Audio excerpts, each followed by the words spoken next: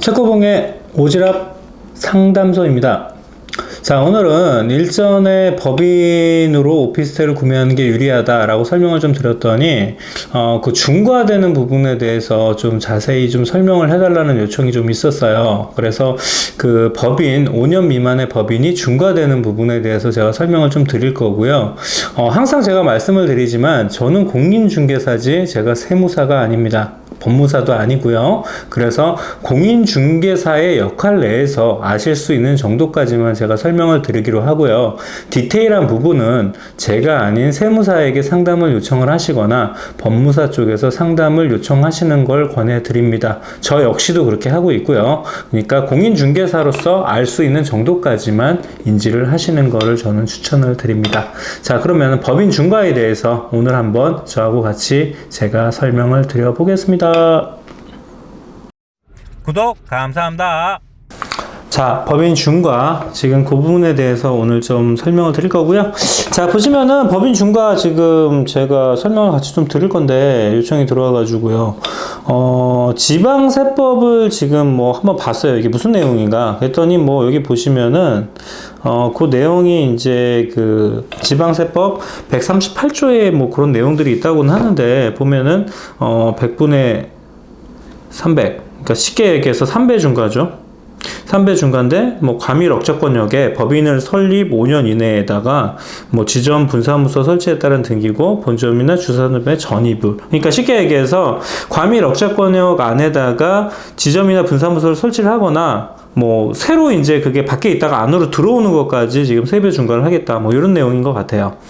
자, 지금 봤었을 때 그럼 과밀 억제권역이 도대체 수도권 과밀 억제권이 뭐냐? 그래서 봤더니 지도상으로 보시면은 여기 빨간색으로 표시된 데 있죠. 여기 보시면 뭐 서울시를 비롯해서 경기도의 이제 일부인데 뭐 예를 들어서 남양주시 같은 경우에는 무슨 동은 과밀 억제권으로 들어가고 어떤 데는 또 안 들어가고 뭐 저기 남양주는 넓어서 그런가 봐요. 그다음에 뭐 수원, 뭐 성남, 안양, 부천, 광명, 과천, 의왕 해서 웬만한 경기도는 과밀 억제권역에 다 들어가니까 이 부분은 요 텍스트로 되어 있는 부분을 갖다가 활용을 한번 해보시면 좋을 것 같습니다. 자, 그리고 제가 이제 사례를 갖다가 한번 봤는데요. 그러면은 어떨 때 중과가 되느냐? 자, 1번이 가장 이제 많이 되는 거예요. 서울 과밀억권 소재 법인인데 5년 미만이에요. 그리고 이 안에 취득을 한대요. 이거는 중과 무조건 되죠. 자, 근데 5년 미만인데 밖에 있는 거라면 중과 안 되죠. 뭐 예를 들어서 과밀억제권 밖에 샀는데 왜 중과가 되겠어요? 근데 예를 들어서 5년이 됐고요. 그 안에 걸 사도 중과가 안 되죠.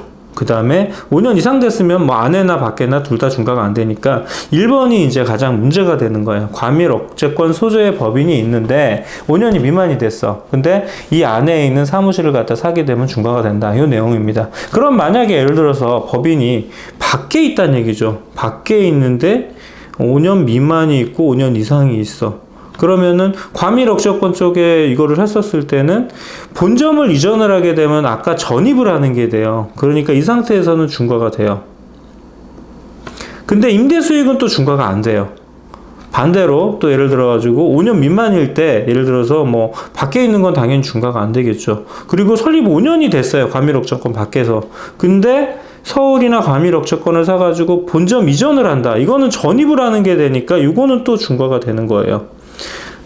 임대수익을 하면 당연히 중과가 안 돼. 임대수익은 뭐 다 안 된다고 보면 돼요. 밖에서 했었을 때는 용인이나. 자, 그러면은 지금 보면 사례 중에서 1번하고 5번하고 7번이 되겠죠. 자, 이거를 갖다가 다시 한번 설명을 하면은 과밀 억제권 소재가 5년 미만인데 그 안에 걸 사면은 중과를 하는 거예요. 추가적으로 5년 미만 동안은 너 사지 말라는 얘기죠. 반대로 바뀐 경우에는 사실은 5년 미만이든 이상이든 이건 상관이 없어요. 근데 과밀 억제권 안에 사가지고 안으로 이전을 하게 되면은 중과를 하겠다는 얘기죠. 뭐 이전 안 하고 예를 들어서 내가 임대를 놓거나 투자용으로 샀다 그러면 중과가 무조건 안 돼요. 과밀 억제권 밖에서 샀었을 때는. 자, 어떤 상황이 발생을 하는지 제가 다시 한번 설명을 드려보겠습니다. 자, 요거 때문에 제가 이제 두 가지만 인지를 하시면 되는데요. 부동산에서는 과밀 억제권 내에서 5년 미만이고요. 과밀 억제권 내의 상가를 매수하면 무조건 중과가 돼요. 근데 밖에 거 사면 중과가 안 되겠죠. 이거는 뭐 우리가 알고 있는 내용이에요. 근데 밖인데 이거는 5년 미만이건 5년 이상이건 똑같아요. 내가 예를 들어 가지고 과밀 억제권 내에 사가지고 본점이나 지점을 설립을 한다. 이게 다른 말로 아까 전입이라는 게 돼버리는 거죠. 여기에서 이걸 사가지고 전입을 하는 순간 이때부터 또 5년이 지나야지 중과가 안 되는 거예요. 근데 임대 투자용으로 샀었을 때는 중과가 안 되고요. 과밀 억제권 밖은 당연히 중과가 안 되는 거고요. 자, 요 사례를 제가 왜 사례 1, 사례 2를 들었냐면은 보통 이게 법인으로 투자법인인 경우에는 뭐 예를 들어 가지고 제가 예를 들어서 용인에 이제 보통 그런 경우를 많이 하거든요. 용인에다가 법인을 세워놓고 서울이나 뭐 판교 임대로 사요. 이거를 어차피 우리가 월세를 받으려고 사는 거니까 법인에서 그러면은 중과가 안 된다는 얘기죠. 근데 예를 들어서 이거를 갖다가 내가 사가지고 법인을 이 산 법인으로 서울로 옮기겠다. 왜냐하면 투자법인은 사실은 서울로 꼭 옮겨야 될 이유가 그렇게 많지는 않아요. 근데 사례 1 같은 경우에는 무슨 상황이 발생을 할 수가 있냐면은 우리가 흔히 얘기하는 지산이라고 얘기를 하죠. 지식산업센터. 자, 내가 사가지고 사서 실입주를 하는 거예요. 자, 왜 실입주를 하느냐? 왜냐면은 이거를 갖다 월세도 비싸니까 내가 이걸 사가지고 입주를 하게 되면은 예를 들어서 대출도 막 정책자금 쓰면은 막 80%까지 나와요. 그럼 20% 가지고 사가지고 들어가는 거거든요.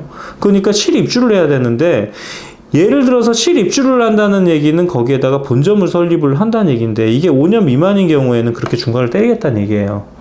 투자법인 같은 경우는 사실 임대로 사는 거기 때문에 굳이 서울에 없어도 되지만 여기에서는 이 지산이나 이런 거는 사업을 진짜로 과밀 억제권역에서 하고 있고 투자 용도로 사는 게 아니라 내가 사는 내가 이제 사용할 상가나 사무실을 사게 되면 이런 문제가 발생을 하는 거죠. 그러니까 이거는 사옥의 개념으로 되는 거고요. 이거는 투자의 개념으로 되는 거예요. 개념 자체가 틀려요. 자, 그래서 요 내용만 알고 있으면 돼요. 나머지 부분은 일단은 예를 들어서 중과가 되는 케이스가 많이는 없는데 아까 주의해야 될 게 뭐냐면은 대도시 내에 있었어. 서울에 있었어. 근데 예를 들어 가지고 이게 밖으로 나갔다가 서울로 오잖아요. 그러면 다시 리셋돼 갖고 그때부터 5년을 해야 돼요. 최근에 어떤 일이 있었냐면은 서울에 있는 법인이었는데 5년은 됐어요. 그래서 매매 계약을 해 가지고 예를 들어서 입주를 했었어요. 저희 이제 문정에 있는 사무실에서 있었던 일인데 근데 그게 알고 보니까 그 법인이 위례 쪽으로 잠깐 들어갔다가 나온 거예요. 근데 위례는 과밀 억제권역이거든요. 서울에서 과밀 억제권역으로 갔다가 다시 서울로 왔는데 5년이 그때부터 돼야 되는데 다시 온 지는 2년밖에 안 됐어요.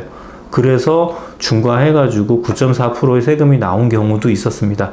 그렇기 때문에 이게 이전을 했었을 경우에 상당히 좀 중요한 부분이 있으니까 제가 항상 말씀드리는 게 법무사한테 꼭 이런 부분을 갖다가 체크를 해보시고 하셔야 된다고 제가 말씀을 드리는 겁니다.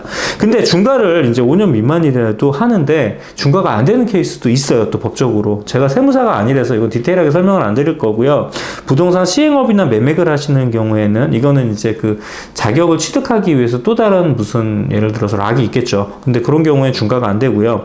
서울인데도 뭐 예를 들어서 산업단지나 공장지역, 뭐 제가 알기로는 구로 같은 데가 또 그런 데가 있는 것 같아요. 거기 같은 경우에는 중과 자체에서 또 배제가 되는 지역이 있고요. 소프트웨어 진흥법으로 해갖고 매출이 소프트웨어 쪽으로 어느 정도 되면은 소프트웨어 진흥법으로 해가지고 중과 부분을 또 예를 들어서 과세를 갖다가 깎아주는 경우도 있더라고요. 자, 이런 부분 때문에 이제 세무사님들이 필요하신 거고 저희가 알았었을 때는 내가 실질적으로 사옥으로 썼었을 때는 과밀 억제권역 서울에 만약에 있다고 하면 거기에서 실질적으로 5년 동안 그 일을 갖다가 유지를 하고 있어도 나서 사야지 중과가 안 된다는 것만 알고 계시면 되고 투자법인으로 갔었을 때 내가 예를 들어서 중과를 갖다가 조금 되도록이면 피하고 싶다 그러면 과밀 억제권역 밖에다가 법인을 설립을 하세요. 그리고 나서 내가 실질적으로 과밀 억제권역을 사더라도 이건 투자나 임대의 목적으로 사야 되는 거지 내가 그걸 사가지고 전입을 하게 되면은 과밀 억제권역으로 신규 법인을 설립한 거하고 똑같은 효과가 발생을 하니까 그것만 유념을 하시면 될 것 같습니다. 자, 이상 이렇게 정리를 해보겠습니다. 구독 감사합니다. 자, 오지랖 상담소에서 오늘 또 법인의 중과 부분에 대해서 의뢰가 들어오셔가지고 그거 좀 설명 좀 해달라 그래서 제가 나름 설명을 한다고는 했는데 뭐 간략하게 해드리려고 그랬는데 시간이 좀 듣네요. 아무튼 간에 오지랖 상담소 요 메일 주소로 여러분께서 항상 궁금하신 내용, 뭐 부동산에 관련된 거 아니면 업에 관련된 거 궁금하신 내용 있으면 제가 그 부분에 대해서 최대한 제가 답변 내지는 성심성의껏 그 내용을 전달을 해드리고요. 그 내용 중에서 뭐 괜찮다 싶은 거는 제가 이렇게 자료로 다시 한번 올려드리겠습니다. 오지랖 상담소 많이 이용해 주셔서 감사합니다.